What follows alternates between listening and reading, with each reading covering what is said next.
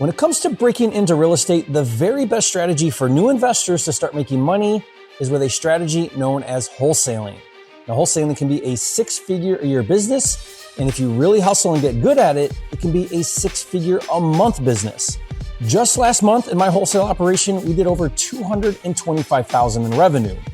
But the game is changing, and if you plan on being successful in the foreseeable future, you better be prepared. On this video, I'm going to share where the industry is heading and what you need to do right now to adjust so that you don't get left in the dust. All that and more coming up.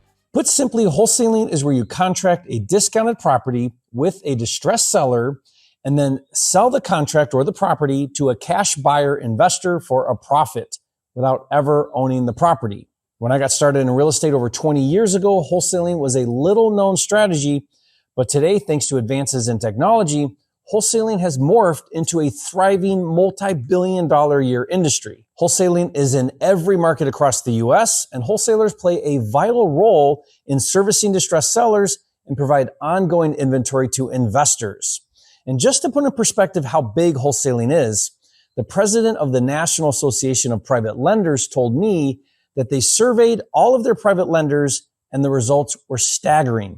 Almost 80% of properties that they lend on were sourced from wholesalers. Wholesalers don't just help distressed sellers. By bringing these dilapidated and often vacant properties to investors, they boost the economy, they provide jobs, increase home values, lower crime, and provide affordable housing.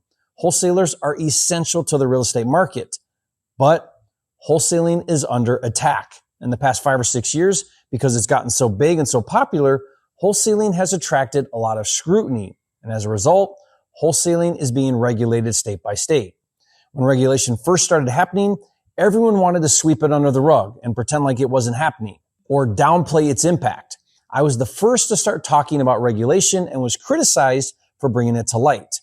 I have an entire playlist on my channel covering all of the different regulations that have come out. I've been warning our industry for years now about what's happening and what's coming, and I've been right every single time. Some of this regulation is merited and reasonable, but here's the problem, and here's what I've been saying for years, and here's where you better pay attention. The regulation is getting more aggressive, and it will continue to get more aggressive until traditional wholesaling as we know it today will be banned or no longer be a viable strategy.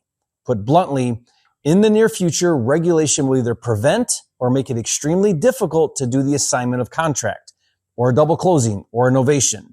The reason is because those forms of wholesaling involve what's called equitable interest. Equitable interest is what the regulators are trying to stop.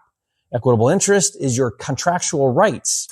A simple way to explain equitable interest is any strategy where you make money before you legally own the property. An assignment is equitable interest because you never own the property. A double closing is equitable interest because your BC contract with your cash buyer is before you own the property.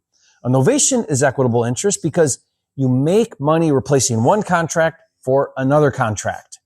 The end game with regulation is to stop you and me from using equitable interest with contracts to make money in real estate before actually owning the property first. Don't believe me? Pennsylvania passed a law that defines wholesaling as the intent to assign, sell, or transfer your equitable interest for a fee before you take legal title to the property.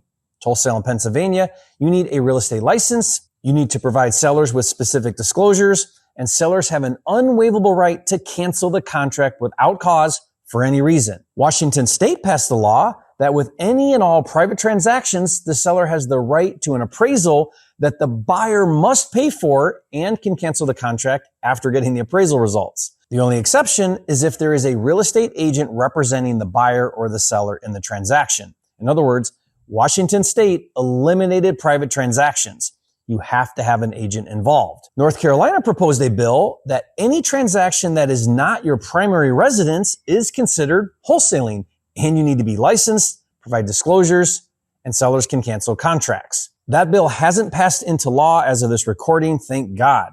Now, South Carolina was the first to actually pass a law that prohibits traditional wholesaling, which opened the door for other states to do the same.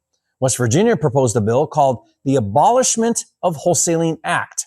This bill defines wholesaling as making a profit from the transfer of equitable interest and explicitly states that wholesaling would be illegal in West Virginia. Now, that bill has not passed as of this recording, and hopefully it doesn't. But do you see where the industry is heading? As I stated earlier, the end game is to stop it like South Carolina or make it so difficult like Pennsylvania and Washington that it's no longer a feasible strategy. So here's what everyone can assume. Every state in the U.S. is exploring regulation, and if they haven't yet, every state is going to propose some form of regulation in the near future. How strict that regulation will be is unknown, but as I pointed out, it's getting more and more aggressive. So what does this mean? What is the future of wholesaling, and what should you do, and how can you be prepared? Well, first of all, let me be clear. Transacting discounted properties from distressed sellers will never go away. Using equitable interest to transact will eventually go away, or at best be difficult to do. But there will always be a place for discounted distressed real estate. There's no way to stop a property owner from selling at a discounted price for the speed and convenience of a cash offer. That means savvy investors are going to adapt and thrive as the industry gets more regulated. The second thing that's going to happen in the near future is competition is going to be significantly reduced simply due to a harder barrier to entry. The more difficult to get started and the more risk that a wholesaler takes on, the less people will enter the industry, lowering competition. For example, Virginia passed a law in 2024 that requires a real estate license in order to wholesale 2 or more deals per year. Wholesale competition has gone down significantly in Virginia because uncommitted wholesalers, new and existing, don't want to go through the time and expense to get licensed. Just the friction of getting a license lowers competition. Even more so in South Carolina because now you have to fund and purchase the property, then resell it. I have a friend in South Carolina who is killing it because he's well capitalized, so he's able to get even better deals because he has much less competition. This is what regulators don't seem to understand about wholesaling. Making wholesaling harder reduces competition, which drives prices lower. So the ones who suffer the most are the sellers, the very people they are claiming to protect. So if you're considering getting into wholesaling, or if you already are a wholesaler and you want to be primed and ready when regulation hits, there are 3 things that you can do. First, get your real estate license. Just get it out of the way. Stop being a baby and just go get your license. I did a video that explains what you have to do, the process, how much it costs, and how to maintain your license. I'll put that video link in the description below for you. Honestly, I'm a big proponent of getting your license anyways. My license pays for itself 100 times over every year. And I did a video where I explain 8 ways to make money with your license. I'll put that video in the description below as well.